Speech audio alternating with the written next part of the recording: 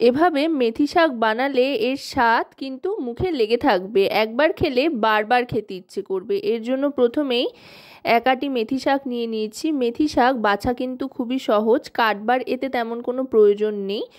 শুধু মেথি শাকগুলোকে আলাদা করে নিতে হবে ডাঁটির থেকে। ওপরের 3টে পাতার অংশ আর ডাঁটি আলাদা করে নিলেই চলবে। পাতাগুলো নিয়ে নেব আর ডাঁটিটা বাদ দিয়ে দেব। এইভাবে মেথি শাকটা বেছে নিচ্ছি। মেথি শাক খাওয়া যেমন উপকারী, তেমনি এভাবে রান্না করলে কিন্তু টেস্টিও লাগে। এর জন্য প্রথমেই কড়াইতে সর্ষের তেল গরম করে নিতে হবে আর খানিকটা বড়ি ভেজে নিতে হবে। এটা মটর ডালের বড়ি, আপনারা চাইলে আপনাদের পছন্দ মতো যে কোনো বড়ি ব্যবহার করতে পারেন। আর অবশ্যই কিন্তু এই রেসিপিটা সর্ষের তেলেই বানাতে হবে, তাহলে যেমন ঝাঁঝ হবে তেমনি এর স্বাদ হবে।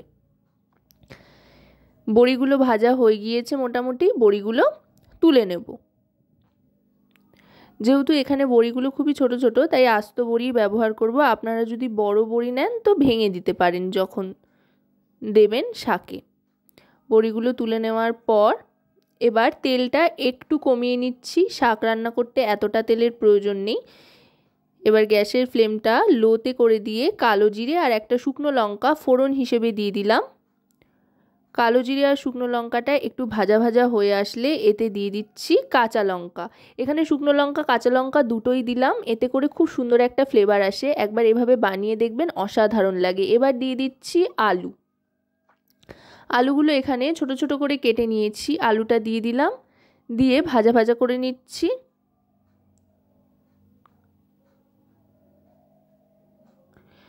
এবার গ্যাসের ফ্লেমটা মিডিয়াম টু লোতে রেখে এতে দিয়ে দেব আদা বাটা। যেহেতু নিরামিষভাবে বানাচ্ছি তাই আদা দিলে কিন্তু দারুণ একটা স্বাদ আসে। আর দিয়ে দিলাম এবার বেগুনের টুকরোটা। আলু আর বেগুন দুটোই একরকমভাবেই কেটে নিয়েছি।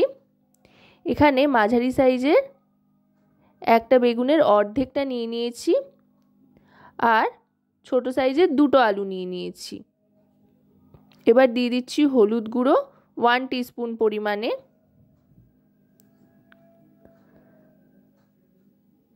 এবার এতে দিয়ে দিচ্ছি পরিমাণ মতো নুন। নুন আর হলুদ দিয়ে আলু আর বেগুনটা ভাজা ভাজা করতে থাকবো। বেগুনটা ভাজতে ভাজতে একেবারে মজে অল্প একটু হয়ে আসবে যখন, তখন বুঝতে পারবো বেগুন আলু সবটাই খুব সুন্দর ভাজা হয়ে গিয়েছে। দেখুন বেগুনটা কিন্তু একেবারেই মজে এসছে। এবার বেছে ধুয়ে পরিষ্কার করে রাখা শাকটা দিয়ে দিচ্ছি। এই রেসিপিটা কিন্তু খুব চটজলদি তৈরি হয়ে যায় আর খেতেও দারুণ লাগে। এরম মেথি শাক যদি বানিয়ে নেওয়া যায় শীতকালে, তাহলে কিন্তু গরম গরম ভাত এক থালা এই শাক দিয়েই খেয়ে নেওয়া যায়, আর কোনো কিচ্ছুর প্রয়োজন হয় না। খেতে খুব সুস্বাদু হয় আর আমার তো মেথি শাকের গন্ধটা অসাধারণ লাগে। মেথি শাকটা দেখুন আস্তে আস্তে মজে আসতে আরম্ভ করেছে। এবার গ্যাসের ফ্লেমটা লোতে করে দিয়ে ঢাকনা চাপা দিয়ে দিচ্ছি। এতে কিন্তু কোনো রকম জল ঠলের প্রয়োজন হয় না একেবারেই। মিনিট 2 ঢাকনা চাপা দিয়ে রাখার পর ঢাকনাটা সরিয়ে নিচ্ছি। দেখুন দেখতে কতটা কালারফুল হয়েছে।